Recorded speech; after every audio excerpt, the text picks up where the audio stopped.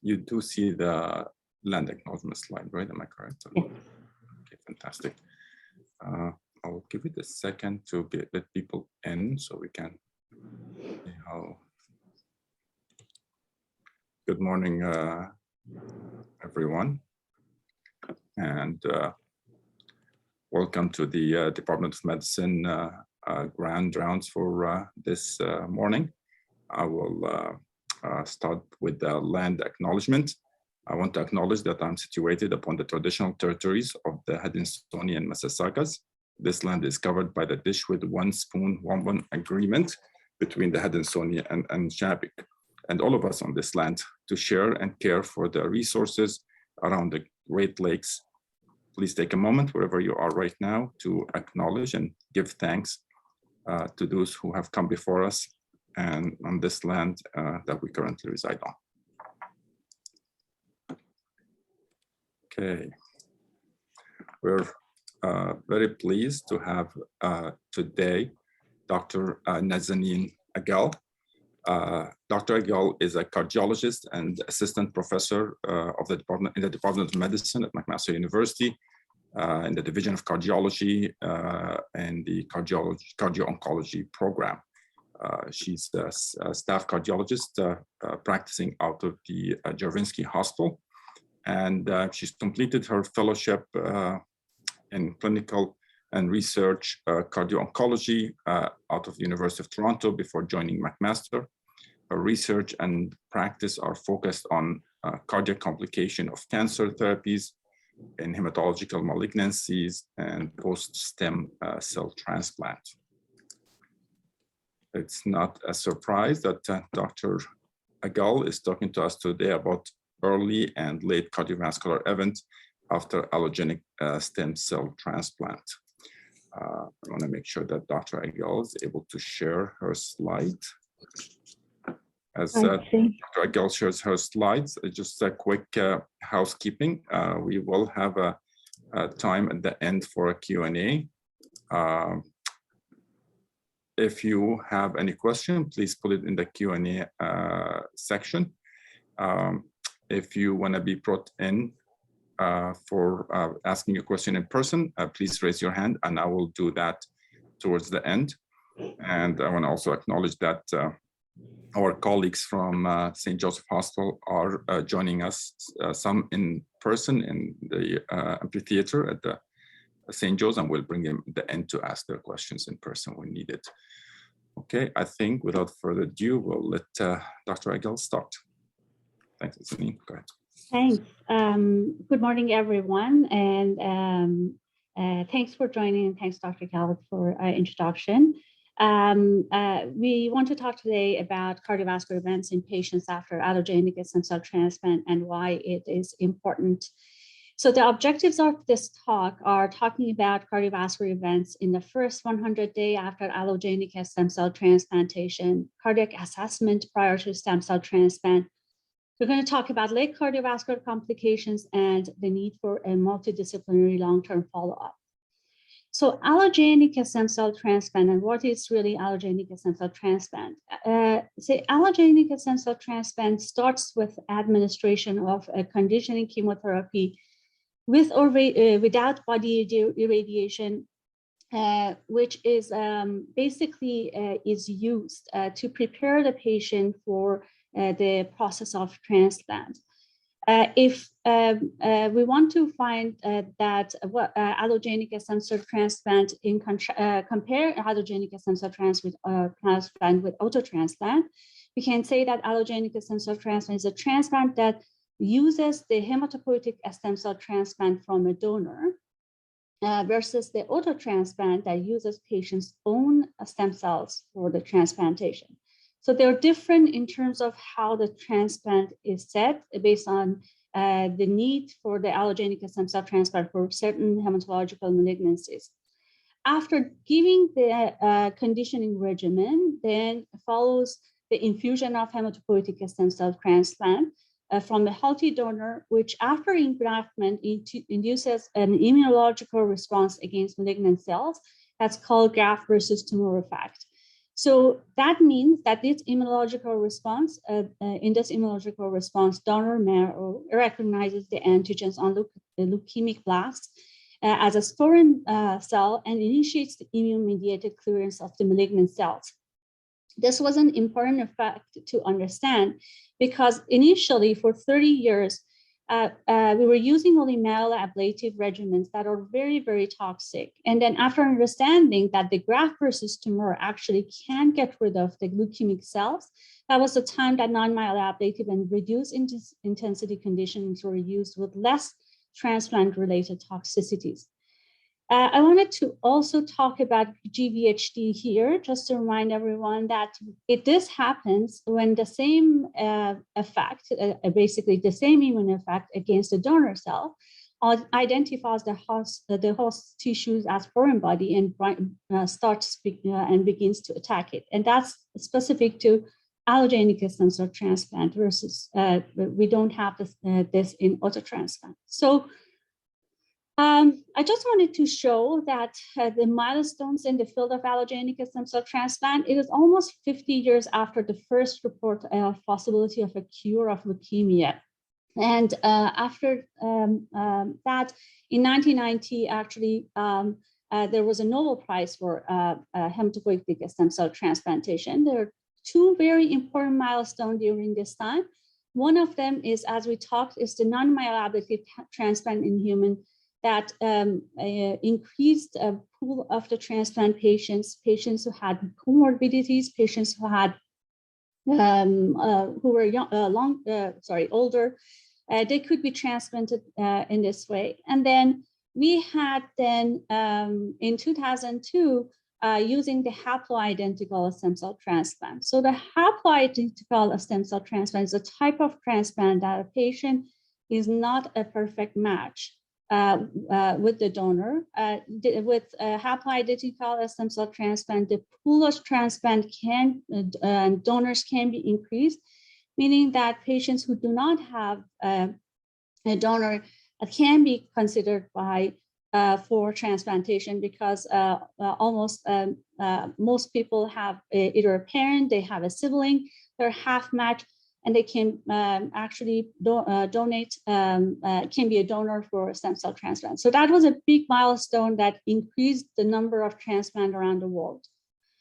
So this is the list of diseases that commonly treated with hematopoietic stem cell transplant. As you can see, not surprisingly, vast majority of hematological malignancies, including acute myeloid leukemia, lymphoblastic leukemia, CML, myelodysplastic syndromes, lymphomas. After a lot of them, they don't respond to treatment, and autotransplant, multiple myeloma after not responding, and other diseases like aplastic anemia and immunodeficiencies. There are other diseases that transplant is used. As you can see, every year more and more patients in the right side with AML.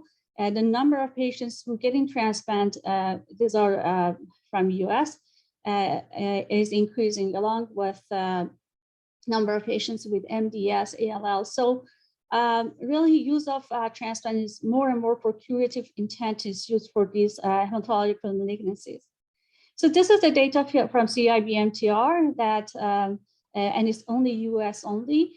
As you can see, the number of allogeneic stem cell transplant is increasing. Every year, about 10 to 20% increase we have in the number of patients who are receiving allogeneic stem cell transplant. And almost in 2019, it was around like 10,000 a year of allotransplant. So with that increase, also we can see across all hematological malignancies that these patients' survival is getting over time better and better. And that's is definitely because of better conditioning regimens, better treatment of infections, Gvhd, and complications related to transplant. And as you can see, patients are surviving longer and longer. So we have a population of patients that are living longer. The estimate is by 2030, in only US, we're going to have 500,000 of stem cell transplant survivors. This is also to show that these people who are going to survive are going to be older and older. As you can see, in 2019, more than 25% of patients who received a stem cell transplant were over age of 65, and they have more comorbidities. And as we talked before, use of non-myeloablative regimens have made it possible for patients with comorbidities to undergo allogeneic stem cell transplant. So if we want to talk about the events after transplant, I have to I wanted to mention that these events are basically divided based on the timeline after transplant. The first 3 months after transplant are very important time. Most patients even recognize like passing the 100 days after transplant. And we will talk about why the 100 days of after transplant can be so important to survive. So therefore, every transplant-related mortality and survival is divided to the first 100 day after transplant and afterwards. A lot of survival studies, as you can see, which report the late events start from the 2 years, and we will talk about why they actually enroll patients after 2 years of survival. So about the cardiovascular events after allogeneic stem cell transplant, of course, cardiotoxicity, heart failure, arrhythmia, pericarditis, pericardial effusion, coronary artery disease, and acute coronary syndrome are like 4 simple events that can happen to these patients. So I start with asking questions from ourselves and go forward to make it a little bit easier maybe to follow. So the first question is that what is the incidence of cardiovascular events in first 100 days after allogeneic stem cell transplant, and why it's important really to report the first 100 days? So I wanted to show here just what happens in the allogeneic stem cell transplant to review that and then say what happens in the first 100 days that we're so worried about the first 100 days. So as you can see, the conditioning regimen is given and happening. Then we have a stem cell transfusion. So from here to day 28, we have pancytopenia. Patients are neutropenic, prone to infection. At the same time, the infusion of the conditioning regimen will cause organ toxicity. So we have a possibility of acute Gvhd, and whole time patient is immune suppressed. So this is a lot happening for patients who are pancytopenic, transfusion dependent, having infection, fever. And this extra load makes patients really prone to have complications on top of what is happening to them, which includes the infection and pancytopenia. If someone has cardiovascular disease, they have already LV dysfunction, they might not tolerate this increased load on the cardiovascular system. And that's why patients are screened very, very, I say aggressively, and screened very appropriately, very aggressively prior to transplant to make sure that patients could tolerate this load of the transplant. So to that end, we wanted to look at to see what are the cardiovascular amount of recipients of hematopoietic stem cell transplantation. And we actually recently completed a systematic review. Has not been published, but I show you some of the unpublished, not published data. So we looked at about more than 8,000 records of both auto and allo transplant. We found that about 453 mostly observational studies, and we looked at the cardiovascular events in these papers. We looked at all the papers without excluding papers based on abstract, which means these 453 were screened were screened to make sure that if there is any cardiovascular event, even if it's not primary outcome, to be captured. Eventually, we included about 57 studies. From this 57 study, only 9 studies were related to first 100 day. Many of them, their primary outcome was not actually cardiovascular events. And after getting a pooled incidence, we found out that risk of total cardiovascular event incidence was 0.6 per 100% days of follow-up, which means that if you have 100 transplant, you have about 6 patients post-transplant in 100 days. But I just want to mention that this is a population that's been screened as we talk prior to transplant. So patients' possibility of having cardiovascular issues or having comorbidities is less than other type of procedures. And if you want to put this into the context, I can say that maybe this 100 day of 6 patient per 100 patient, it kind of like is like a low risk patient going for a high risk procedure for a surgery in 30-day like risk of MACE. So with that very, very high screening, we have about 6 patients having cardiovascular events. But I just want to show this data so that you know how the transplant data is currently. All the studies were retrospective. As you can see, cancers, very heterogeneous, conditionings, very different. And this is not only related to report of cardiovascular events, this is all over transplant data. Transplant information and data is basically consists of multiple cancers in a cohort of patients receiving multiple types of conditioning. It's very difficult to make a conclusion from this cohort of patients. So to show you what I mean really by these numbers and the differences, I just want to give you an example of a paper which is published after we completed our systematic review in JACC Cardio-Oncology.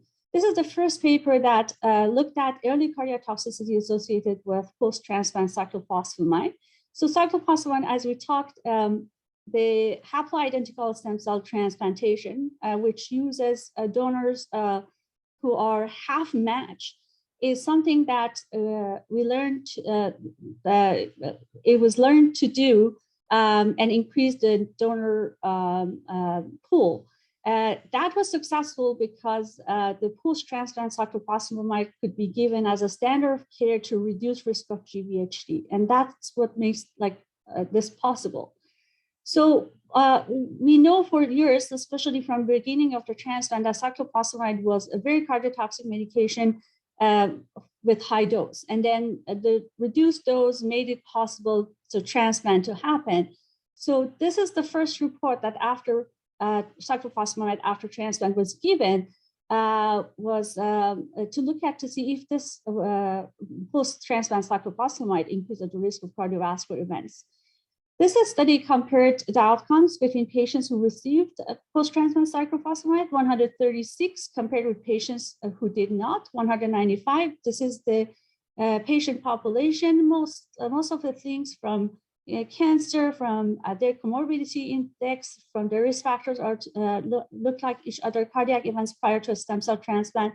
The cumulative dose of anthracycline is looks like each other, although the post-transplant cyclophosphamide group has a higher number of anthracycline patient exposures, and the no post-transplant cyclophosphamide group received most myeloablative. And as you can see, they found out that patients who received post-transplant cyclophosphamide, they had more cardiovascular events, mostly driven by left ventricular dysfunction. This is based on the definition of cardiotoxicity, more than 10% drop, more lower than lower limit of the LV ejection fraction, and acute pulmonary edema. So they concluded that post-hematopoietic stem cell transplant cyclophosphamide, of course, as expected, reduces the Gvhd, however, increases the early cardiovascular events 19% versus 6%, hazard ratio 2.7. And they showed that, as you can see, both post-transplant cyclophosphamide and cyclophosphamide exposure prior to transplant increases the chances.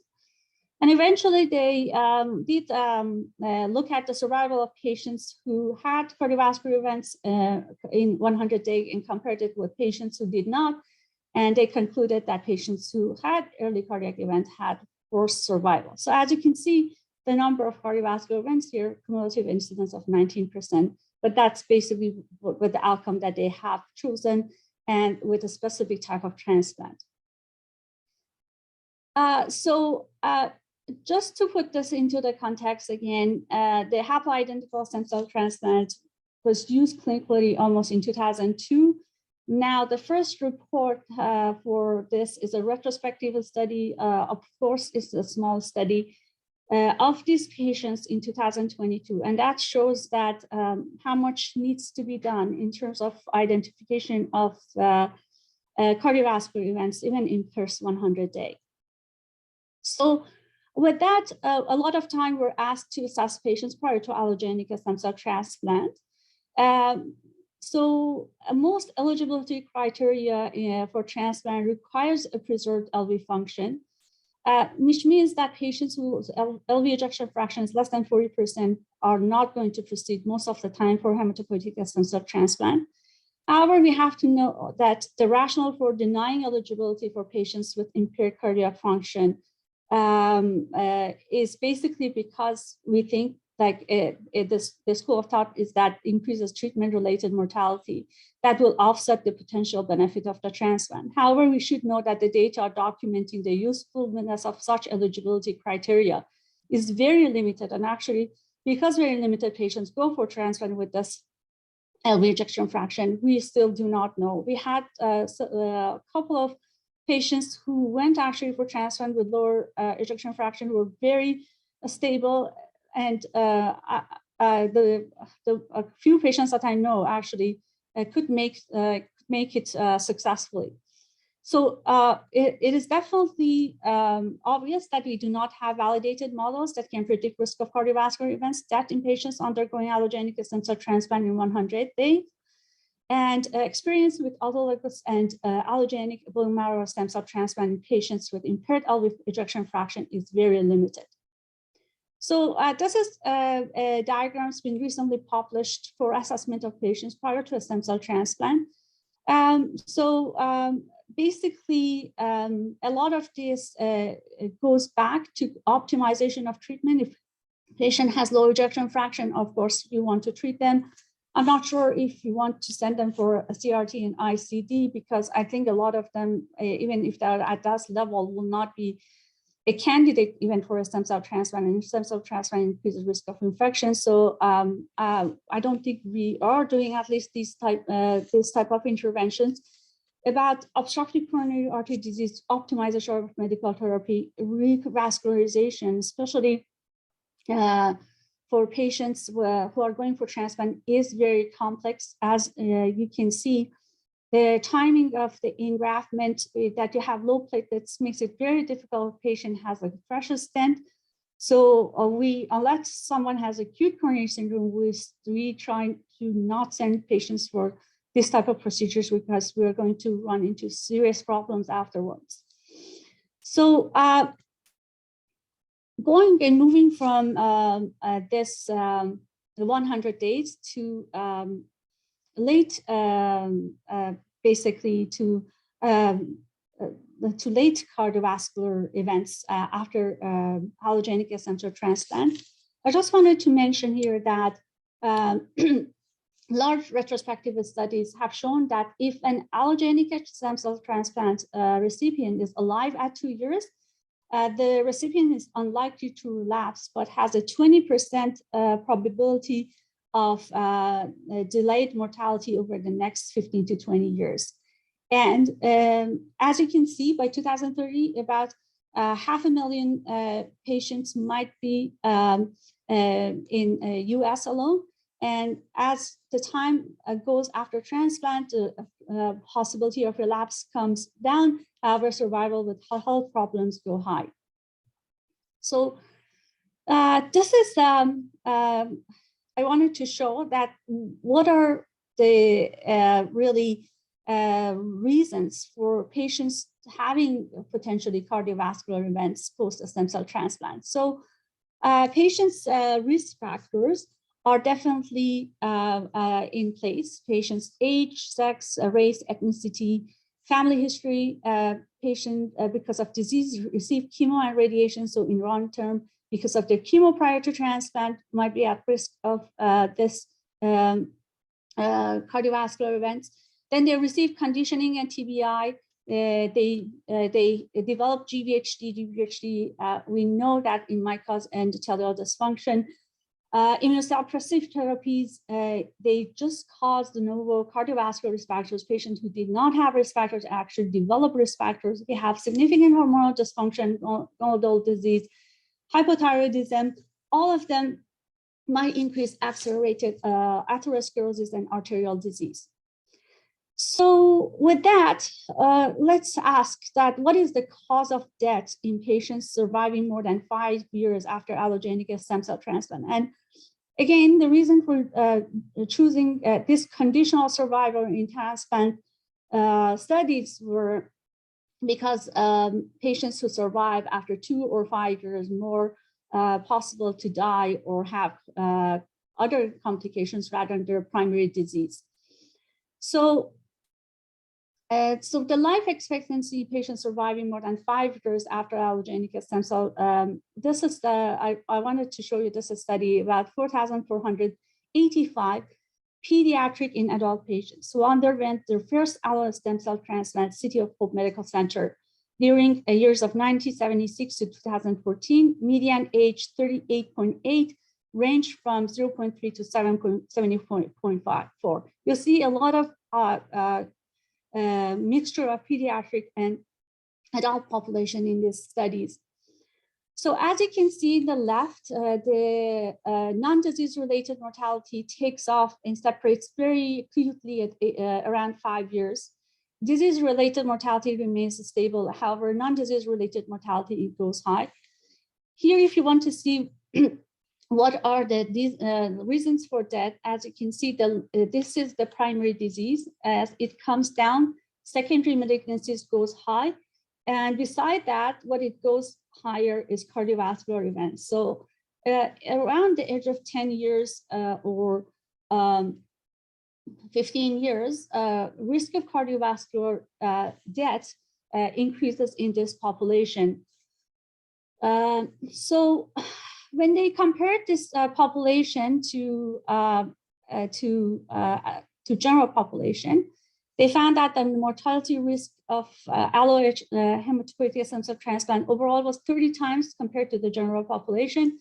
As they moved forward, even at 10 years or at 15 years, these patients were more likely to die compared to general population, 3.6.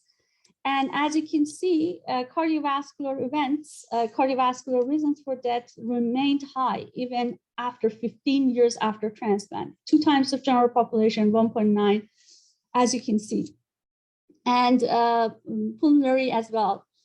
As you can see, these numbers show that even after 15 years after transplant, patients who are post-allogeneic stem cell transplant are at risk of death more than general population. So the second question I want to ask ourselves is that are survivors of allogeneic stem cell transplant more at risk of cardiovascular events total than the general population? So to answer to this question, we can refer to a study that was done to compare rates and hazards of cardiovascular events and also hospitalization in patients post-allo and auto. So it was 50-50 here. However, we don't have pediatric population here. So 1,490 patients who had survived 2 years or longer after hematopoietic stem cell transplantation were matched with general population. The match was randomly selected from driver's license. And as you can see, all-cause mortality, these are the risk difference. And these are the risk difference censored for post-HSCT relapse. All-cause mortality, cardiovascular death, ischemic heart disease, cardiomyopathy, stroke, they're all higher in patients post-transplant. So again, this is the combination of allo and auto. Then the number of risk factors after transplant also increases, with hypertension, renal disease, dyslipidemia, and diabetes all higher in patients after transplant. So this is the same, showing the same cumulative incidence of cardiovascular outcomes in patients compared with the general population, and risk factors compared to general population. So we understood that from this, that compared to general population, not only the cardiovascular death is higher, the cardiovascular events when you compare to general population is higher. So really, what is the incidence? What is the number of cardiovascular events in patients post-allogenic stem cell transplant? And if you compare it to auto-transplant, what is the difference? So one of the first studies that looked at the risk of cardiovascular events in patients post-allogenic stem cell transplant was a study that was done in Switzerland. So it was like all patients who received, they were adult and pediatric again, allogenic stem cell transplant between 1980 and December 2000, and survived at least 2 years. Were compared with 145 patients who were treated with auto-transplant. This is a retrospective single study, single center cohort study. As you can see, patients age range from 2 to 60 years in allogenic stem cell transplant, and in auto 44 to 69. Patients with auto were significantly older than patients who received allo transplant. So when they looked at the 10 years risk of cardiovascular events, they didn't find that this is extremely high, of course. 10 years risk cumulative incidence, as you can see, was not high. However, they found that if they stratified this based on the years, patients who were 40 to 60 years were actually had high risk, almost intermediate to high risk for cardiovascular events in 10 years. And what else, an important information that they found out that these patients at first vascular events were unexpectedly young. So the median age was 49, which means that they concluded that premature cardiovascular event happens in patients post-stem cell transplant. These patients are a decade younger than the general population. With that, they move. So this is actually showing risk of hypertension, diabetes, dyslipidemia, and higher BMI, everything except for higher BMI in patients with allogenic stem cell transplant, higher incidence. Sorry. So with that, they moved to do the same study in a multi-center study for 548 patients, again, adult and pediatric, long-term survivors between 90 to 95, patients who survived more than 1 year. Again, as you can see here, the median age is from 35, so 3 to 72, the median age 35. In patients who had arterial events, they compared it with patients who did not have arterial events, and the cumulative incidence again was 6%. They concluded themselves that this was a multi-center study, and the cardiovascular events were not systematically, basically, they were not systematically defined and collected. But I think more than anything, the young age of these patients and combining the adult and pediatric population probably what caused it. Because when they looked at relative risk of cardiovascular events in patients less than 30 and more than 30, patients more than 30 were 6 times more possible to have cardiovascular events. And then we looked at the risk factors. They found out that patients had more cardiovascular risk factors. Of course, relative risk was higher. And they basically considered that into their analysis, finding that patients who had more cardiovascular risk factor and risk scores were high at risk of higher cardiovascular events. So I just wanted to show this to you because they mentioned that their cardiovascular events are not very well collected. This is a paper that's been published about like long-term death reports of CIBMTR that basically collects the deaths and outcomes of transplant from all over many centers around the world. And as you can see, this is concerning that in patients with different type of cancers, as we move forward to more than 10 years, the risk of the number of unknown deaths almost is the same as percentage as known death. And this, on top of the fact that CIBMTR and other registries for transplant do not collect cardiovascular outcomes, there might be really the reason that we do not see the report of cardiovascular events systematically in this long-term follow-ups. So we saw in a couple of studies that patients post-transplant develop cardiovascular risk factors. And the next question is that, are these cardiovascular risk factors in fact affected by HSCT? The answer is yes. There are not many studies, but for example, there's a study of 760 patients who had transplants, and they had blood work done for them after 100 post-transplant and several time measurements. And as you can see, pre and post-transplant, both total cholesterol triglycerides go high, and we see this all the time in patients post-transplant. This might be the result of many things that happens after transplant. Patients are on immunosuppression. Patients basically have, after transplant, a lot of them gain weight, their functional capacity, they're not active.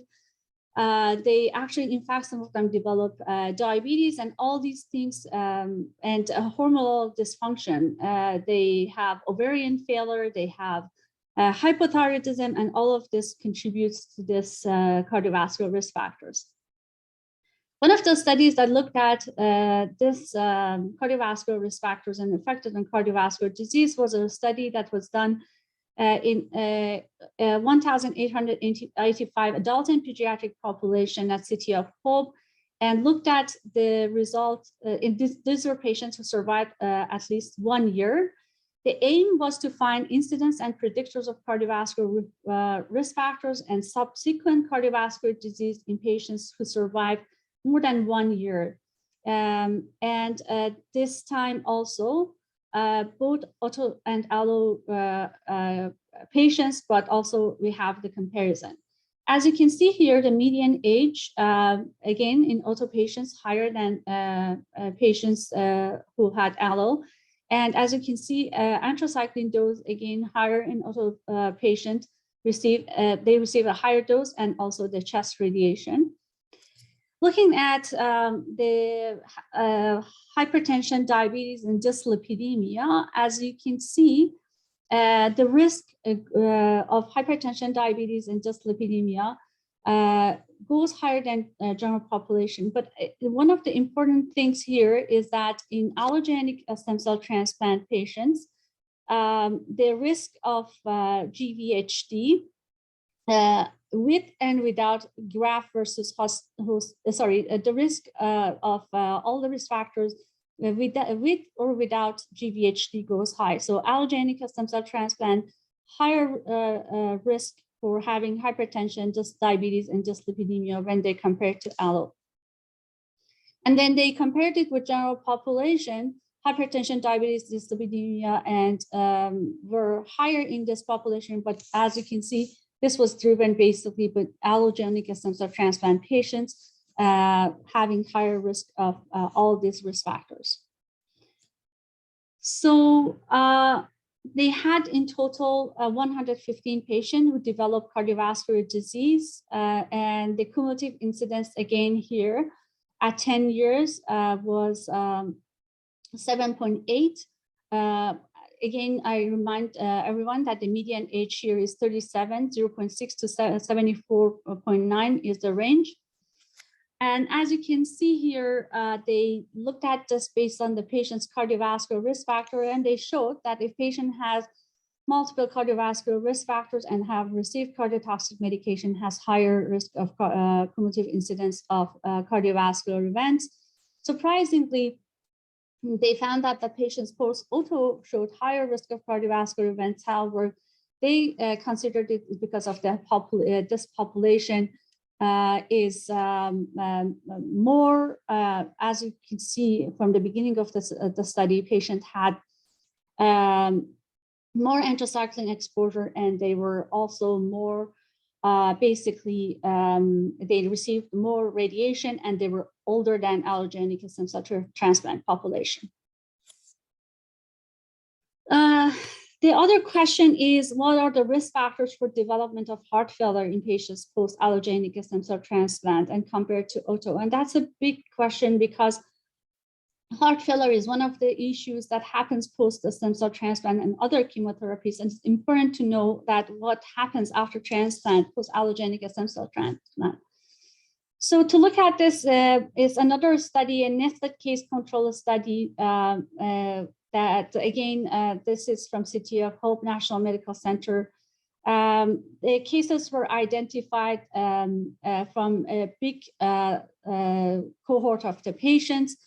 68% of patients were actually auto-transplant. There were 60 cases and 166 controls, as you can see.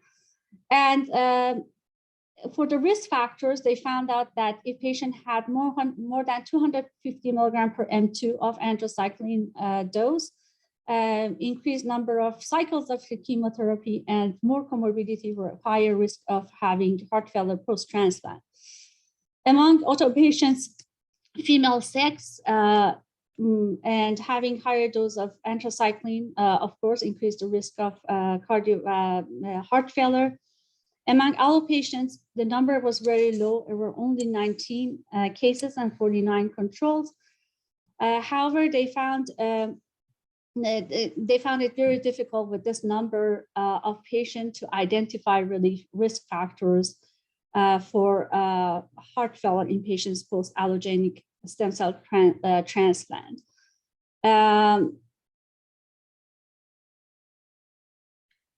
Then they documented that basically a primary diagnosis of lymphoma, number of pre-Hstt cycles of chemotherapy, and post-Hstt comorbidities were identified to be significantly associated with late CHF. So what is important here is that in patients post-stem transplant, what we usually do not have in the publications is less than 2 years. And in patients post-allo transplant less than 2 years, we can see that about the CHF diagnosis is almost quite, you can say that it is significant. However, in publications in less than 2 years usually is not, is not reported, at least in survival studies. And as you can see, this can go significantly also up to more than 8 years after transplant.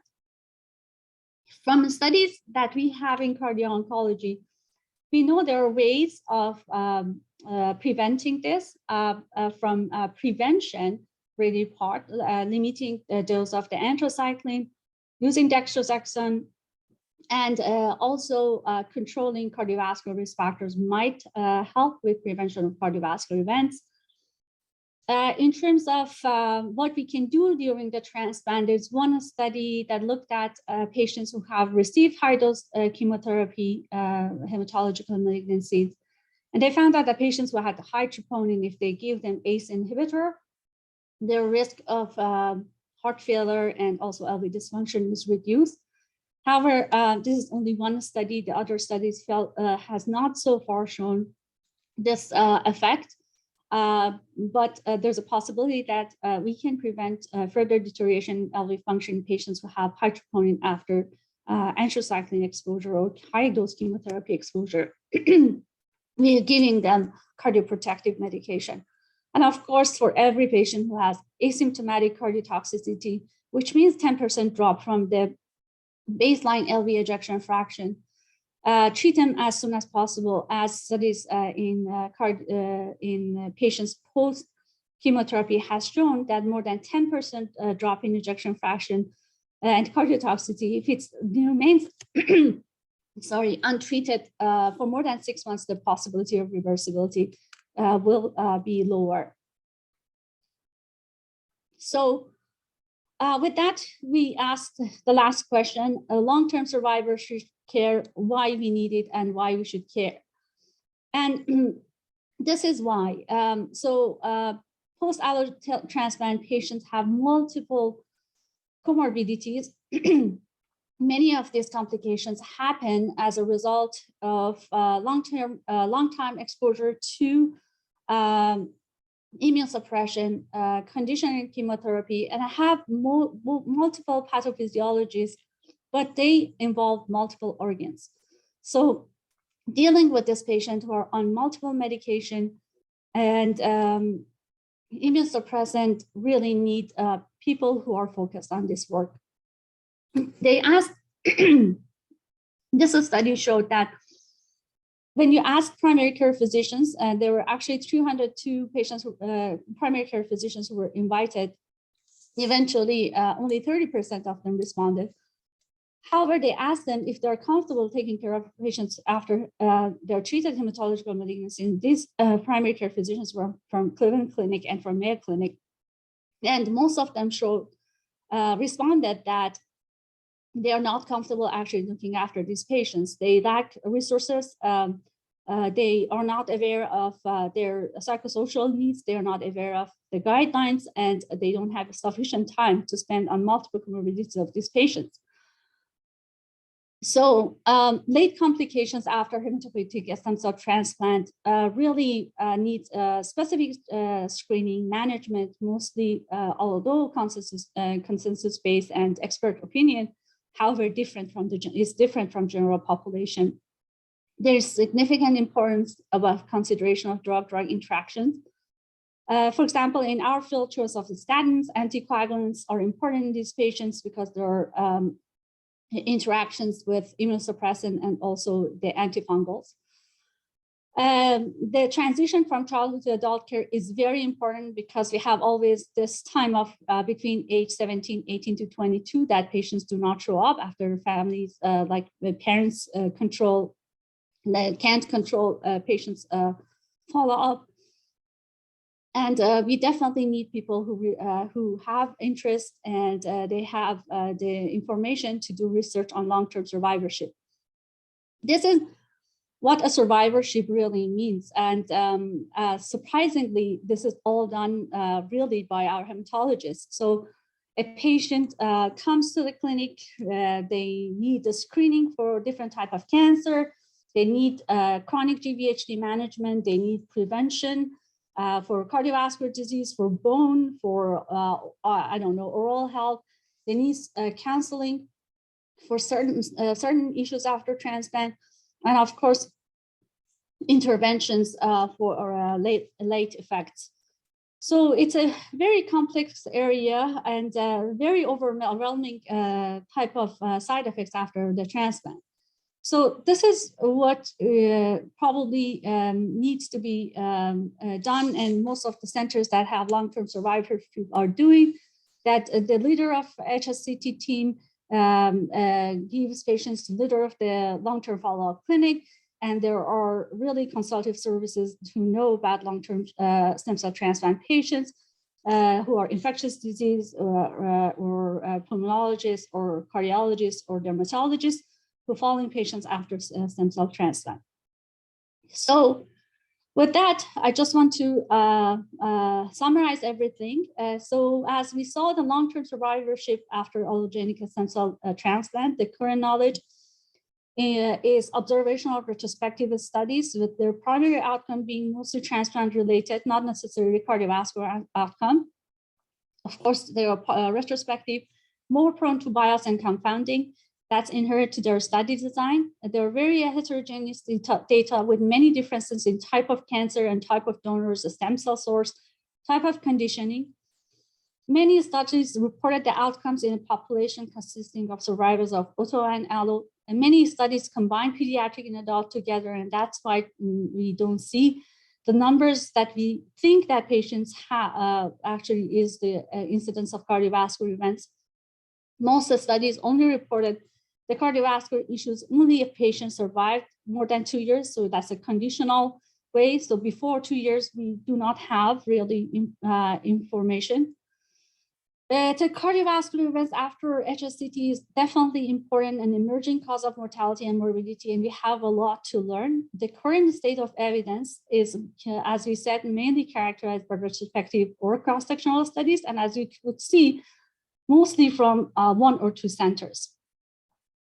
This failure to show high incidence of cardiovascular events in retrospective studies are probably due to missing data, large number of young children and young adults in these studies, and really the absence of a standardized definition for cardiovascular events. With that, I finish the talk, and thank you for your attention, and I take questions. Thank you, Dr. Aghel, for this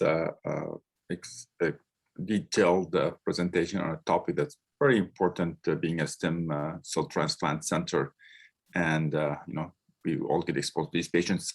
There's a question on the Q&A section from Dr. Kernu about what are some of the root causes of these cancers? Are cardiac risk factor causing or accelerating some of these cancers? Sorry, I didn't exactly get the question. So he's asking about in terms of the malignancies that are leading to those treatments of stem cell transplants. That's yes. What are the root causes of these cancers, and what are the whether the cardiac risk factors are causing or accelerating some of these cancers? I'm not sure if Greg wants to come in person and ask a question with more clarification. I can do that. I'm suspecting maybe the question is towards shared risk factors between cancer and cardiovascular disease. If this is the question, definitely we have now evidence that there are shared risk factors between cancers and cardiovascular disease, and the same risk factors that we have for cardiovascular disease actually works toward causing cancer in the future. And they think that the pathogenesis is mostly inflammation. Observational studies looked at many of malignancies, less likely hematological malignancies, that this might be actually the case. This is why there was a study looking at patients who adhere actually to better risk factor management, weight, increasing physical activity, staying away from smoking. And the primary outcome was initially cardiovascular outcome, but what they found out that incidence of cancer also reduced in this population. So it looks like that if you control cardiovascular risk factor, you can reduce the incidence of cancer in a population. And that was a really interesting finding. So I don't know if I answered the question. Yeah, thank you. I think you answered quite a bit. I'm struck that if you look at some of the dietary literature, sometimes fruits and vegetables decrease cancer, sometimes they don't. If you look at the statin data, sometimes statins decrease cancer, sometimes not. One study showed increased breast cancer, some shows a decreased breast cancer, but I'm not sure if anybody really looked at a real good meta-analysis to see if we can really, are they just associated, or are they causal or not? That would be important to figure out. Then we have all these people from taking cosmetics to different types of, what's in the environment and things of that nature as well. So I'm wondering if you have any better insight on, how do we prevent cancers? Today, what do you tell a 20-year-old? How do I prevent myself from getting cancer besides smoking and doing some of the things we talk about? What are the things that are most important for people for the future? Yes, so that exactly is the study. The study that I know about is the study that actually, I wish I had the slide to show you, but There were 7 factors that they looked at. That was including like better blood pressure management, patients whose cholesterol were low, patients who had better physical activity, mostly having more fruit and vegetables in their diet. And they looked at them for a very extended time.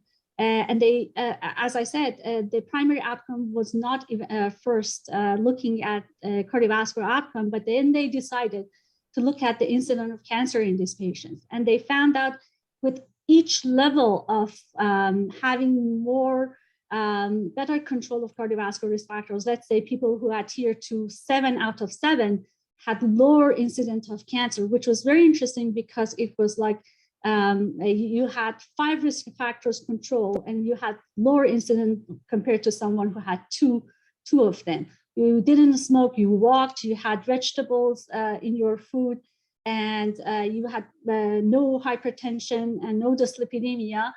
Then you had the lowest, like that population had the lowest incidence of cancer. This is the most I know about in the literature, but probably there are more of these types. But I think that was very interesting, the study that I came across. Thank you, Nazanin. Dr. Leon Darrell is on. I think he has a comment or a question. Thanks very much, Nazanin, for your presentation. Firstly, to address a specific question of Greg's about statins and cancer risk, we published a systematic review of 8 randomized trials of patients with advanced cancer to see whether statins had any salutary effects on actual cancer outcomes, and the answer to that was no. So to the best of our knowledge, statins do not reduce the cancer progression rates generally. But question for Nazanin that I'd wanted to ask, clearly, multidisciplinary care for stem cell transplant survivors is going to be increasingly important. How would you suggest we accomplish this in Hamilton? Thanks, Daryl, for this great question. I think so we definitely have a large population of patients post-stem transplant, and they will increase over time. So a lot of this also works, I think, in people who are going to be focused on cancer survivorship, because at the moment we don't have clear guidelines, at least for patients after a stem cell transplant, that who is going to be followed long-term in cardio-oncology clinic. Of course, patients who have developed cardiovascular toxicity after transplant that we know of.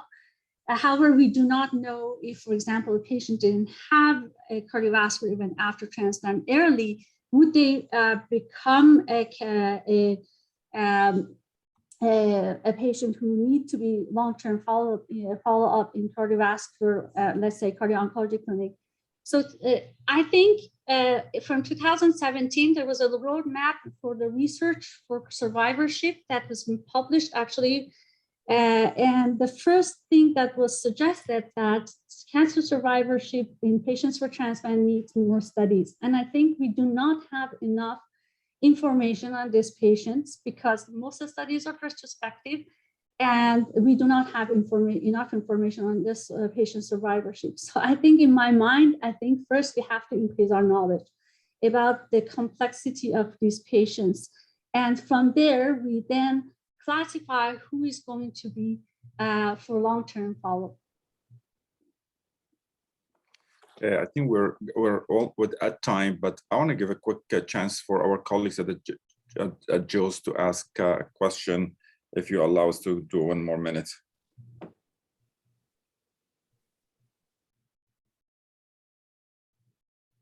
You're mute, Madeleine.